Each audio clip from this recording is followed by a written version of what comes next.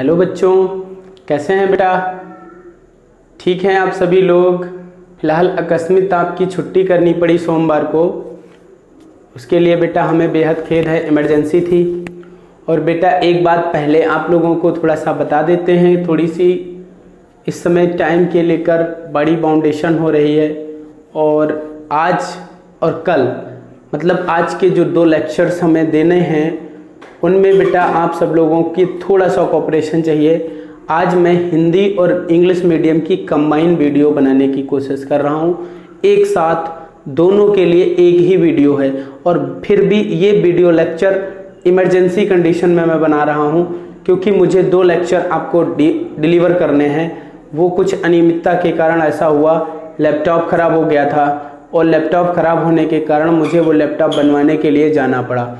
जब मैं उसको बेटा बनवाने के लिए गया तो वहाँ मुझे 3 घंटे लग गए, जिसके कारण जो टाइम आपकी रिकॉर्डिंग का था वो मैं टाइम नहीं रिकॉर्ड कर पाया, जिसके कारण आप लोगों को दिक्कत हो रही। आपको याद होगा हमने जो alcohol phenol haloalkane haloarenes का जो NCERT सोल्यूशन था वो यूट्यूब पर प्रोवाइड किया था, क्योंकि लैपटॉप प्रॉब्लम क्रिएट कर रहा था, इसीलिए दिक्कत आ रही थी। और फ़ोन से वीडियो गूगल क्लासरूम पर अपलोड नहीं हो पाती हैं, काफ़ी लंबी वीडियो होती हैं, उनको अपलोड होने में बेटा टाइम लगता है। इसीलिए आज मैं दोनों जो वीडियो मैं दोनों लैंग्वेज में बाइलिंगुअल यूज करूँगा। इंग्लिश लिखवाऊँगा, हिंदी बोलूँगा, ठीक है? इंग्लिश लिखवाऊँगा, हिंदी। फिलहाल इंग्लिश मीडियम में मैंने फिजिकल प्रॉपर्टीज़ ऑफ नाइट्रोजन लिखवा दी थी, हिंदी में वो लिखवानी है, तो मैं हिंदी में पहले लिख रखा हूँ, ये बता दूंगा। इसके बाद मैं इंग्लिश में ही लिखूंगा और हिंदी में बोलूँगा, ठीक है? मतलब बोलने का मतलब है कि टर्मिनोलॉजी इंग्लिश की रहती है हिंदी मीडियम में भी, तो सेम रहता है, कोई ज़्यादा दिक्कत नहीं होती। तो जो हिंदी मीडियम के बच्चे हैं अभी सिर्फ वो लिख लें नाइट्रोजन के भौतिक गुण। भौतिक गुण में आपको याद रखना है, ये बेटा रंगहीन गैस होती है, विषैली नहीं होती है, जल में अल्प विलय होती है, और इसका क्वथनांक -77.2 केल्विन होता है। इतना आप लिख लीजिए, ये फिजिकल प्रॉपर्टी है, बहुत बेसिक बात है, ये आप अपनी कॉपी पर नोट कर लो, ठीक? चलो बच्चों, अब हम लोग नेक्स्ट हेडिंग डालते हैं, और नेक्स्ट हेडिंग है बेटा केमिकल प्रॉपर्टीज, रासायनिक गुण, केमिकल प्रॉपर्टीज, ठीक है?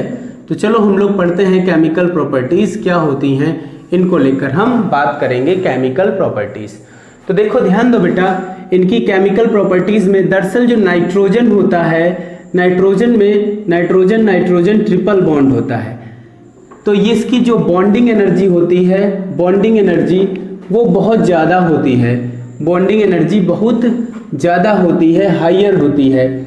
और हाइयर बॉन्डिंग एनर्जी होती है, बहुत ही ज़्यादा ये बॉन्डिंग एनर्जी होती है। इसको अगर हम बोलें तो 946 किलो जूल पर मोल होती है, इतनी एनर्जी होती है, ठीक है? इस इतनी हाई एनर्जी होने के कारण ये अनरिएक्टिव होता है, ये ज़्यादा रिएक्टिव नहीं होता है, ये इनर्ट होता है केमिकली। ये क्या होता है केमिकली? इसको हम बोलते हैं इनर्ट, बोलते हैं inert. But at higher temperature, higher pressure पर ये केमिकल रिएक्शन देता है, ठीक है? मैं कह रहा हूं कि नाइट्रोजन नाइट्रोजन में ट्रिपल बॉन्ड है, जिसके कारण इसकी जो बॉन्डिंग एनर्जी है, बॉन्डिंग एनर्जी मतलब बंध ऊर्जा, बॉन्डिंग एनर्जी बहुत ज़्यादा होती है, बंध ऊर्जा बहुत ज़्यादा होती है। और कितनी होती है? 946 किलो जूल पर मोल होती है, जिसके कारण ये केमिकली इनर्ट होते हैं और केमिकल रिएक्शन में पार्टिसिपेट नहीं करते हैं। बट ड्यू टू बिगरस कंडीशन, कुछ ऐसी दयनीय परिस्थितियां होती हैं जिनमें नाइट्रोजन भी केमिकल रिएक्शन कर लेती है, ठीक है? केमिकल रिएक्शन कर लेती है। तो आप सब लोग यहां पर लिख सकते हैं, क्या लिखेंगे? Due to higher bonding energy, due to higher bonding energy, bracket में 946 किलो जूल पर मोल, ठीक है? 946 किलो जूल पर मोल, nitrogen is chemically inert, nitrogen is chemically inert, but in vigorous condition it give following chemical reaction, ये following chemical reactions, क्या लिखना है हमें? following chemical reaction। तो ध्यान दीजिए बेटा, हमने क्या कहा कि आप हिंदी मीडियम वाले अब लिख लेंगे नाइट्रोजन की उच्च बंध ऊर्जा के कारण, उच्च बंध ऊर्जा के कारण ब्रैकेट में लिख लेंगे 946 किलो जूल पर मोल।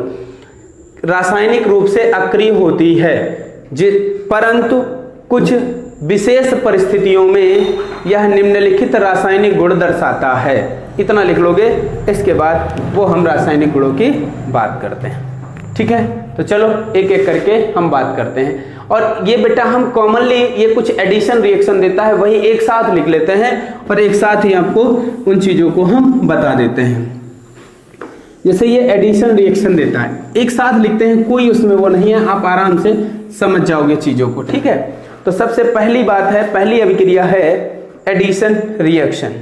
ठीक है, एडिशन रिएक्शन मतलब योगात्मक अभिक्रिया, और सीधे सीधे सभी लोग लिख लेंगे एडिशन रिएक्शन, हिंदी में बेटा योगात्मक अभिक्रिया।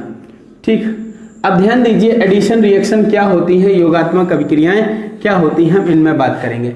तो सिंपल सी बात है, ये किसके साथ, जैसे कि लिथियम हो या मैग्नीशियम हो या फिर एल्युमिनियम हो, इन सब के साथ नाइट्रोजन क्या कर लेती है, योग कर लेती है, जुड़ जाती है, एडिशन कर लेती है।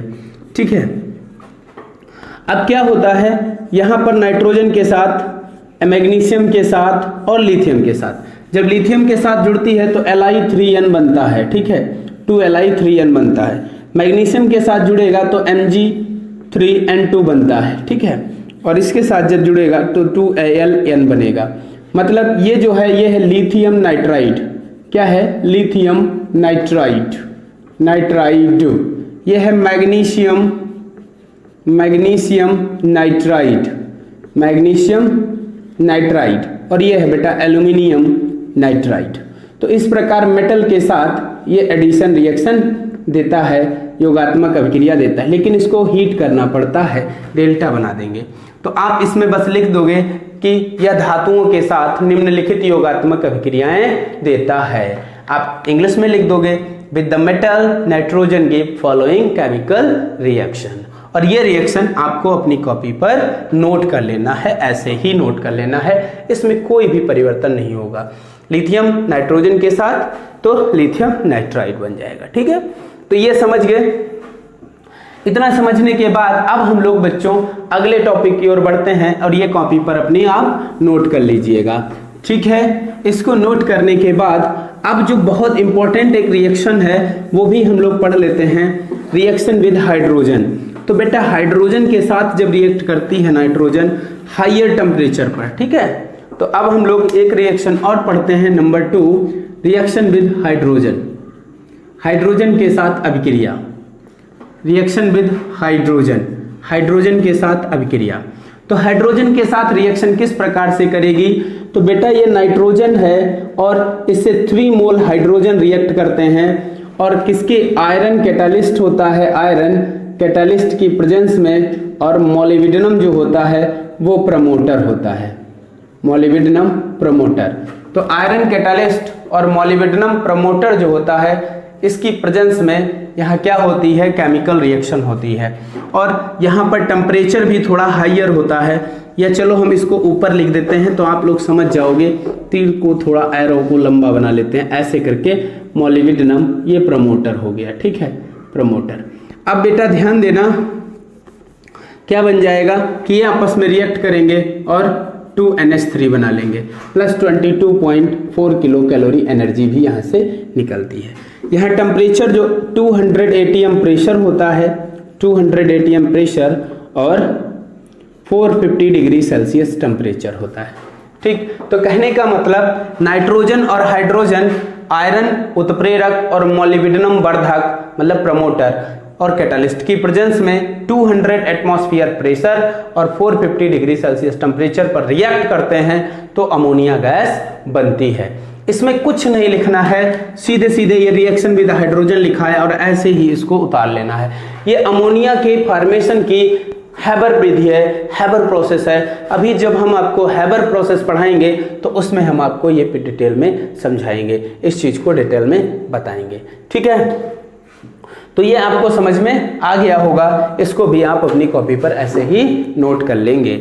इसको नोट करने के बाद अब हम लोग बेटा थर्ड केमिकल प्रॉपर्टी पर आते हैं और थर्ड केमिकल प्रॉपर्टी हम पढ़ेंगे। ठीक है, तो थर्ड केमिकल प्रॉपर्टी है रिएक्शन विद कैल्शियम कार्बाइड। तो कैल्शियम कार्बाइड के साथ अब हम लोग रिएक्शन पढ़ेंगे, ठीक है। रिएक्शन विद कैल्शियम कार्बाइड, तो कैल्शियम कार्बाइड के साथ अभिक्रिया, थर्ड केमिकल प्रॉपर्टी है नाइट्रोजन की। इंपॉर्टेंट है, इंपॉर्टेंट हम टिक कर लेंगे, ये इंपॉर्टेंट है, ठीक है। तो आप ध्यान देंगे बच्चों कि नाइट्रोजन के साथ ये कैसे रिएक्ट करेगी और क्या बनाएगी। अगर इसकी रिएक्शन हम बेटा नाइट्रोजन के साथ लिखें तो आप ध्यान देना, जो कैल्शियम कार्बाइड है ये जब नाइट्रोजन के साथ रिएक्ट करता है तो ये एडिशन रिएक्शन और एक प्रकार से सबस्ट्रेट, तो दो कार्बन है यहाँ पर, एक कार्बन यहाँ से बाहर हो जाएगा और CaCN2 बन जाएगा। यहाँ पर नाइट्रोजन जुड़ गया और एक कार्बन यहाँ से निकल गया और वो कार्बन साथ में यहाँ बन गया। ये जानते हो क्या बना, ये बना है बेटा calcium cyanamide, calcium cyanamide, cyanamide, ये कैल्शियम साइनेमाइड, और साथ में ये क्या बन गया है, ये बन गया है कार्बन। तो कैल्शियम साइनेमाइड और कार्बन का जो मिक्सचर मिलता है, इसी मिक्सचर को हम लोग बेटा बोलते हैं नाइट्रोलिम, हिंदी में भी यही बोलते हैं, आप यही लिख लोगे नाइट्रोलिम, हिंदी में भी हम नाइट्रोलिम ही बोलते हैं इसे, ठीक है। नाइट्रोलिम बनता है। जानते हो ये क्या है, ये एक उर्वरक है, फर्टिलाइजर है। क्या है ये फर्टिलाइजर है बेटा, फर्टिलाइजर उर्वरक है, ठीक है। सब लोग समझते हैं इंग्लिश में भी इसे कि ये फर्टिलाइजर क्या होता है। तो ये क्या होता है, नाइट्रोलिम एक फर्टिलाइजर होता है, ठीक है। तो ये आपको समझ में आ गया होगा। कभी कभी मल्टीपल चॉइस क्वेश्चन बना देते हैं और आपसे पूछ लेते हैं कि नाइट्रोलिम क्या है, नाइट्रोलिम क्या है। तो नाइट्रोलिम क्या होता है बेटा, कैल्शियम साइनेमाइड और कार्बन का मिक्सचर होता है नाइट्रोलिम, मिश्रण होता है नाइट्रोलिम, ठीक है। तो ये चीज भी आपको समझ में आ गई होगी, इसमें आपको किसी प्रकार की कोई दिक्कत नहीं होगी, ठीक है। तो इस प्रकार से नाइट्रोजन आप लोगों ने पढ़ लिया। तो अब हम इसके यूजेस भी पढ़ लेते हैं नाइट्रोजन के और फिर आगे की ओर अगले टॉपिक में बढ़ते हैं, ठीक है। तो चलो हेडिंग नेक्स्ट है अपनी एप्लीकेशंस। एप्लीकेशन का मतलब है इसके आपको उपयोग लिखने हैं, इसके प्रयोग क्या हैं, अनुप्रयोग क्या है, किसके, नाइट्रोजन के। तो बेटा ध्यान दो, अनुप्रयोग क्या लिखेंगे आप लोग, ध्यान दीजिए। देखो हम हिंदी में भी बोल देंगे, नाइट्रोजन जो होता है, नाइट्रोजन कूलेंट की तरह यूज होता है। तो आप लिख सकते हो यूज्ड एज कूलेंट। कूलेंट का मतलब होता है कि ये ठंडा करने में प्रयोग किया जाता है। मतलब बेटा इसका प्रयोग हम कह देंगे उपयोग में शीतलक के रूप में, मतलब किसके रूप में, शीतलक के रूप में। हिंदी मीडियम वाले अपने हिंदी वाला लिख लेंगे।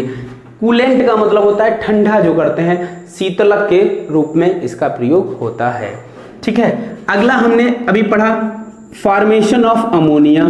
तो आप लिखेंगे इन फॉर्मेशन ऑफ, इन अलग है, फॉर्मेशन अलग है, एक में नहीं मिलाएंगे, इनफॉर्मेशन हो जाएगा। इन फॉर्मेशन ऑफ अमोनिया मतलब अमोनिया को बनाने में, ठीक है।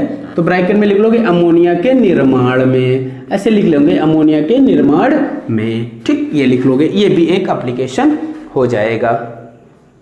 इसके बाद बात करें तो आपने नाइट्रोलिम बनाया ना, तो आप लिख लोगे इन फॉर्मेशन ऑफ फर्टिलाइजर। तो फर्टिलाइजर क्या मतलब बेटा, उर्वरक, और कौन सा बनाया था, नाइट्रोलिम। तो आप लिख लोगे नाइट्रोलिम, आगे हिंदी में लिख लोगे नाइट्रोलिम उर्वरक के निर्माण में, ठीक। एक ये भी यूज हो गया नाइट्रोलिम उर्वरक के निर्माण में, तो ये भी हो गया। और तो और नाइट्रोजन, इसकी बॉन्डिंग एनर्जी कितनी होती है, 946 किलोजूल पर मोल, बहुत हाई बॉन्डिंग एनर्जी होती है। और इतनी हाई बॉन्डिंग एनर्जी होने के कारण इसका यूज इनर्ट एटमॉस्फेयर प्रोड्यूस करने में किया जाता है, अक्रिय वातावरण उत्पन्न करने में। तो लिख लोगे to produce inert atmosphere, to produce inert atmosphere मतलब बेटा इसको अक्रिय वातावरण में, एटमॉस्फेयर, ठीक है। तो आप लिख लोगे अक्रिय वातावरण उत्पन्न करने में। तो इस प्रकार से ये आपके क्या हो गए, इसके यूजेस भी हो गए। तो ये नाइट्रोजन इस प्रकार क्या होता है, डाई नाइट्रोजन ओवर होता है, और डाई नाइट्रोजन आपको समझ में आ गया होगा, ठीक है। तो अब बच्चों हम लोग आगे बढ़ेंगे और अगले टॉपिक की ओर डिस्कस करने वाले हैं, ठीक है बेटा। तो अब जो है डाई नाइट्रोजन खत्म होने के बाद अब एक टर्म आता है जिसे हम बोलते हैं नाइट्रोजन फिक्सेशन। मतलब नाइट्रोजन का स्थिरीकरण क्या होता है, नाइट्रोजन फिक्स कैसे होती है। देखो इन्वायरमेंट में हम सभी लोग जानते हैं 78% नाइट्रोजन है, ठीक है। इन्वायरमेंट में बेटा कितने परसेंट नाइट्रोजन है, 78% नाइट्रोजन इन्वायरमेंट में प्रेजेंट है, ठीक है। तो इन्वायरमेंट में जब 78% नाइट्रोजन है तब भी हमें प्लांट्स की ग्रोथ के लिए हमें अलग से फर्टिलाइजर देने पड़ते हैं। देखो एक चीज समझ लो, जैसे कि अगर कोई ह्यूमन है या कोई ह्यूमन बीइंग, जैसे कि अगर बेटा बात करें लिविंग मतलब जीवधारी, जीवित जंतु, लिविंग हिंदी मीडियम वाले समझते हैं इतना, लिविंग मतलब जीव। जीव जो होते हैं बेटा दो प्रकार के होते हैं, एक होता है एनिमल, एक होता है एनिमल और एक होता है क्या, प्लांट, ठीक है। अगर हम बात करें तो ये जंतु है और एक क्या है, एनिमल, और प्लांट मतलब पादप, ठीक है, प्लांट। तो ये दो प्रकार के लिविंग बीइंग होते हैं, ठीक।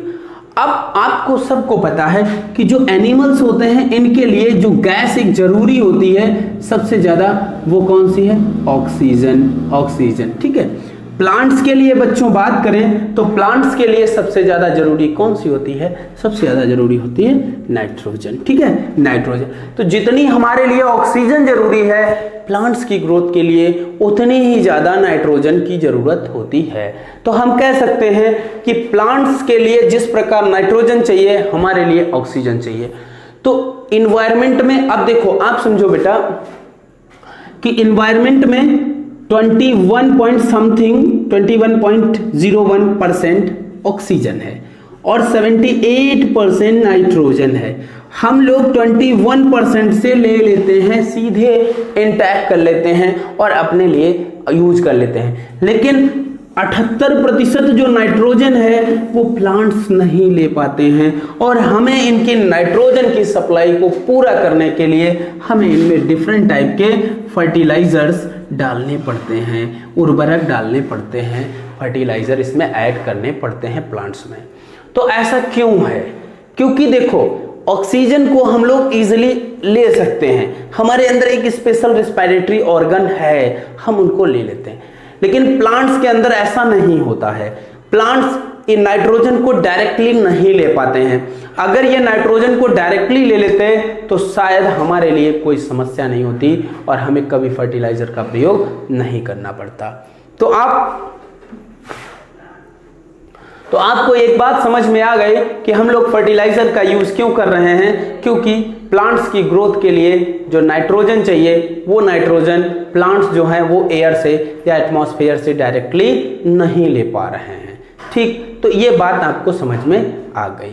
दूसरी बात, एक बात और बता दें, नाइट्रोजन के लिए ये जो नाइट्रोजन, फास्फोरस, पोटेशियम, एनपीके बहुत नेसेसरी होते हैं, इनको हम शॉर्ट में एनपीके बोलते हैं, याद रखिएगा एनपीके, ठीक है। तो अब जब नाइट्रोजन नहीं लेते हैं तो ये नाइट्रोजन कैसे प्लांट तक पहुंचती है, तो वो नाइट्रोजन को हमें किसी भी तरीके से स्टोर करना पड़ता है, फिक्स करना पड़ता है, संचित करना पड़ता है। इसी को हम कहते हैं नाइट्रोजन का संचितीकरण, या हम कहते हैं फिक्सेशन, या हम कहते हैं स्थिरीकरण।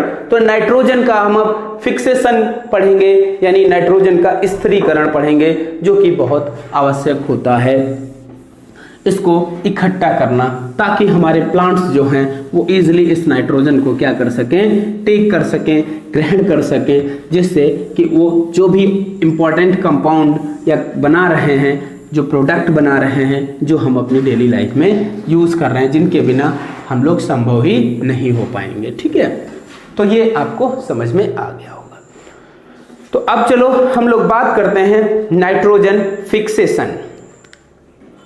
तो हेडिंग डाल लो सभी लोग, नाइट्रोजन फिक्सेशन, नाइट्रोजन फिक्सेशन। सभी लोग ऐसे ही लिखेंगे, हिंदी में कहते हैं नाइट्रोजन स्थिरीकरण, ठीक है। नाइट्रोजन फिक्सेशन यानी नाइट्रोजन स्थिरीकरण क्या होता है। देखो सिंपल सी बात है, आप आराम से इसको लिख लोगे, ठीक है। जो इन्वायरमेंट में मतलब वायुमंडल में वायुमंडलीय नाइट्रोजन का महत्वपूर्ण यौगिकों में परिवर्तन वायुमंडलीय नाइट्रोजन का महत्वपूर्ण यौगिकों में बदलने की क्रिया या परिवर्तन, महत्वपूर्ण यौगिकों में परिवर्तन ही नाइट्रोजन स्थिरीकरण कहलाता है। तो जो इन्वायरमेंट में नाइट्रोजन है वो नाइट्रोजन इंपॉर्टेंट कंपाउंड में जब कन्वर्ट हो जाएगी तो ये कन्वर्टिंग प्रोसेस जो है that is the nitrogen fixation. समझ गए कि नहीं? तो आप इंग्लिश में लिख लेंगे conversion of the conversion of the nitrogen into their compound is known as the nitrogen fixation. Conversion of the nitrogen into their compounds are known as nitrogen fixation. मतलब नाइट्रोजन के यौगिकों में बदलने की क्रिया को नाइट्रोजन स्थिरीकरण कहते हैं। ठीक है, तो ये बेटा अगर बात करें फिक्सेशन तो ये दो टाइप का होता है। इतना आप लिख लेंगे, ठीक है, इतनी लैंग्वेज में आप लिख लेंगे आराम से। अब हम बात करें फिक्सेशन के टाइप के तो ये दो टाइप का होता है नाइट्रोजन फिक्सेशन। एक होता है नेचुरल नाइट्रोजन फिक्सेशन, एक होता है, टेबल बनाकर आप समझ लेंगे, बस टेबल बनाना है आपको। एक होता है, ठीक है, दो टाइप का ये होता है। एक होता है नेचुरल यानी प्राकृतिक होता है, ये प्राकृतिक होता है बेटा नेचुरल, और दूसरा होता है यानी हम कह देंगे इसको सिंथेटिक। एक होता है सिंथेटिक। तो एक तो प्राकृतिक है, दूसरा है सिंथेटिक, मतलब संश्लेषित विधि है। ये कैसी है? संश्लेषित विधि है, सिंथेटिक मेथड है। तो सबसे पहले बात करेंगे नेचुरल की। तो नेचुरल भी दो टाइप का होता है, नेचुरल दो टाइप का होता है, याद रखना। प्राकृतिक मतलब नेचर में अपने आप हो रहा है, वो हमें अपने आप करना पड़ेगा उधर वाला।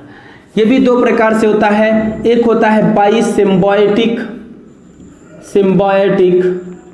बैक्टीरिया, मतलब कुछ ऐसे बैक्टीरिया होते हैं जो नाइट्रोजन फिक्सेशन का काम करते हैं सहजीवी जीवाणु द्वारा, हिंदी में बोलते हैं इसको सहजीवी जीवाणु द्वारा। ठीक है, एक ये होता है। दूसरा होता है बाई थंडर क्लाउडिंग।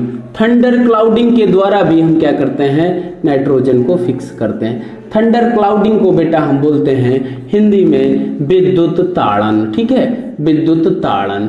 विद्युत ताड़न मतलब बिजली की जो कड़क होती है ये के द्वारा।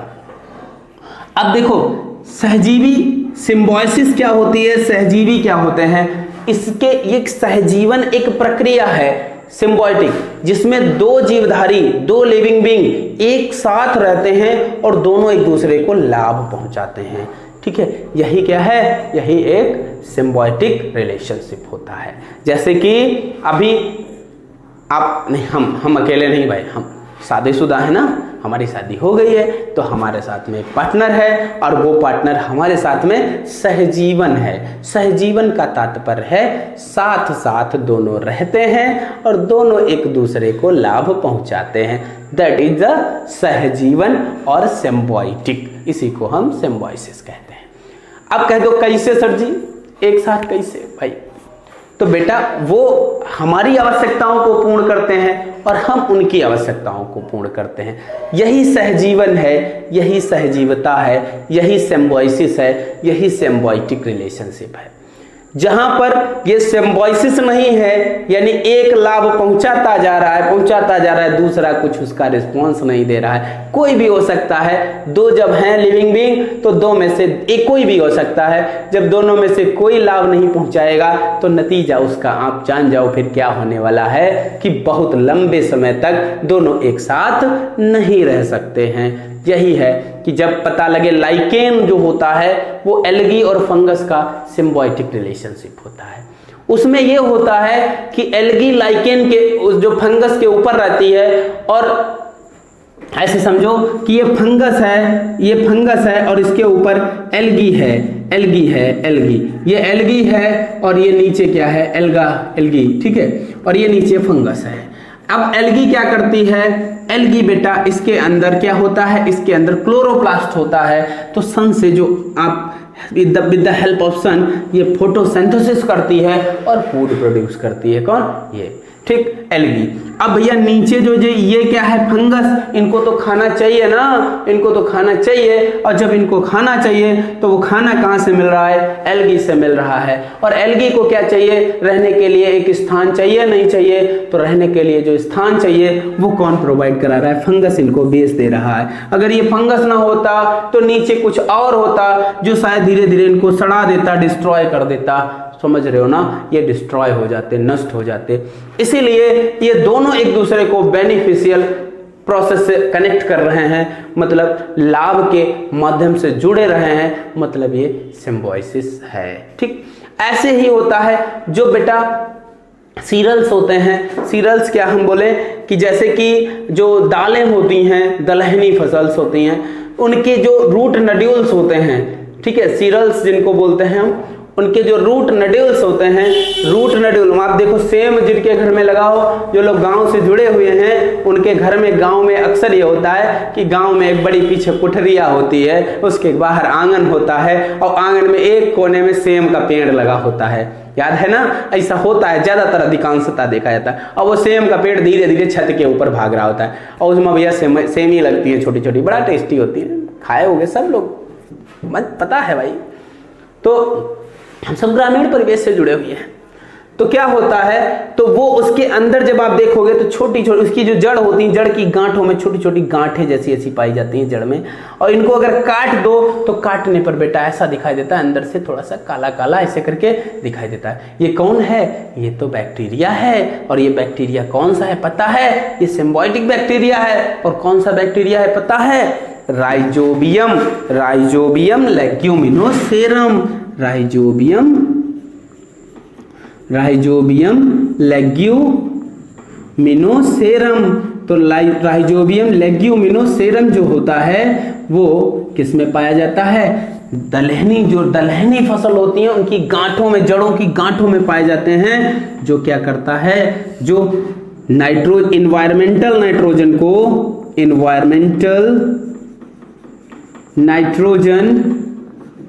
क्या करता है, इन्वायरमेंटल नाइट्रोजन को कन्वर्ट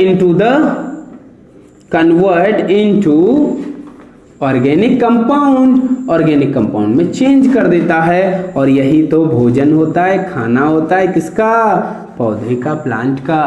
तो उसमें इसने बदल दिया और वो फूड हो गया, किसके लिए, फूड हो गया वही जो सेम जो लगी है चढ़ी है सेम के लिए। तो क्या हुआ, ये उसको लाभ दे रहा है कि नहीं, खाना दे रहा है, नहीं दे रहा है। और उसको क्या मिल रहा है भाई, बैक्टीरिया को क्या मिल रहा है, रहने के लिए जगह मिल रही है। तो सिंपल सी बात है, that is the symbiotic relationship between the bacteria and plant. Are you understand, hope you understand. आप सब बहुत समझदार हो, बहुत अच्छे बच्चे हो आप सभी लोग, समझ में आसानी से आ जाता है। तो हमने क्या कहा, सहजीवी जीवाणु जैसे राइजोबियम लेग्यूमिनोसेरम, दलहनी फसलों की जड़ों की गांठों में ये जीवाणु पाए जाते हैं जो वायुमंडलीय नाइट्रोजन को महत्वपूर्ण यौगिकों में परिवर्तित कर देते हैं। बस इतना लिख देंगे, यहाँ पर हो गया। ठीक, अब बात आती है विद्युत ताड़न द्वारा। तो विद्युत ताड़न द्वारा किस प्रकार नाइट्रोजन का हम संचय करते हैं ये भी हम सीख लेते हैं तो ज़्यादा सही है। विद्युत ताड़न बेटा जानते हो क्या होती है, सुना है जो गरजते हैं वो बरसते नहीं है, नहीं बरसते भी हैं, ऐसा भी होता है, लेकिन जब बरसते हैं तो बहुत बरसते हैं। लेकिन जब बारिश होती है तो बादल आसमान में होते हैं, गड़गड़ाहट हो रही होती है और वो गड़गड़ाहट की जो आवाज़ आ रही होती है उस आवाज़ में मन करता है गर्मा गर्म प्याज वाली पकौड़ी खाई जाए। कुछ लोग कहते प्याज वाली ना सर जी, समोसा खाया जाए, XYZ। कुछ लोग का समोसा प्याज सर जी पुराने हो गए, अब तो momos, pizza, burger, dosa, chowmein, XYZ, फलाना ढिकाना, पता नहीं क्या क्या, हमें तो याद भी नहीं है। इन सब की बात करो, हाँ तो इन सब की बात करो, ठीक है। जिसकी जो भी मर्जी, जो जिसको अच्छा लगता है उसको याद करते हैं और फिर वो एंजॉय किया जाता है, ठीक है। तो उसी विद्युत ताड़न की मैं बात कर रहा हूँ, जो बिजली की कड़कड़ाहट होती है, गड़गड़ाहट होती है, उसी की बेटा हम बात कर रहे हैं, that is the thunder clouding. तो थंडर क्लाउडिंग जब होती है तो इन्वायरमेंट में नाइट्रोजन भी है, ऑक्सीजन भी है, तो क्या होता है कि नाइट्रोजन और ये ऑक्सीजन ये बेटा आपस में रिएक्ट कर लेते हैं। जब क्या होती है थंडर क्लाउडिंग, बहुत एनर्जी निकलती है, थंडर क्लाउडिंग में बहुत एनर्जी होती है। वो सुने ना, ये फलाने के पेड़ पर बिजली गिर गई गायब हुई गए, फटी को पेड़, फलाने के ऊपर बिजली गिर गई फलाने गायब हुई गए। सुना होगा, बहुत सारी कहानियां सुनी होंगी, न्यूज़पेपर पढ़ते होंगे बरसातों में कि बिजली गिरने से 10 लोगों की मृत्यु, 5 लोगों की मृत्यु, ऐसे करके आप लोग सुने होंगे। तो ये क्या है, ये विद्युत त्वरण इतनी एनर्जी होती है, उसमें निगेटिव पॉजिटिव चार्ज क्लाउड का खेल है बेटा और कुछ नहीं। तो इतनी सारी एनर्जी होती है, वो एनर्जी जब अर्थ सरफेस पर आती है तो फिर क्या होता है, तो आप समझ लो बहुत एनर्जी है। वही एनर्जी क्या करती है, नाइट्रोजन के बॉन्ड को तोड़ देती है खट से। 946 किलो जूल एनर्जी कहते हैं, तुरंत तोड़कर अलग कर देती है। अब जय अलग, जिसे जय ऐसे जुड़े रहे भाई। अब इनका एनर्जी जो रहा, इनका कितनी चाहिए रहा, 946, इनका मिल गए भैया 5000 किलो जूल। कहीं मेरे जय गायब हुई गए जी, गायब हुई गए जी। कैसे हुई गए, जो नाइट्रोजन एक इधर घूम रहे हो, जो नाइट्रोजन एक इधर घूम रहे हो। ऑक्सीजन की इनकी एनर्जी बहुत कम, जय गायब हुई गए, जो ऑक्सीजन ऐसे घूम रहे हो, जो ऑक्सीजन अलग अलग घूम रही। जब ये अलग अलग टहल रहे तो भैया घूम रहे थे, उधर मिल गए नाइट्रोजन टहलती हुई, और नाइट्रोजन और ऑक्सीजन उधर टहलते हुए मिल गए कि ना वो घर के दोनों लोग जुड़ जाएं, तो जुड़ी गए। अब जुड़ के क्या बना लेंगे, 2 नाइट्रोजन ऑक्साइड, ठीक, NO बन गया। क्या बन गया, NO बन गया। ठीक, समझ रहे ना, थोड़ा सा समझते रहिए चीजों को।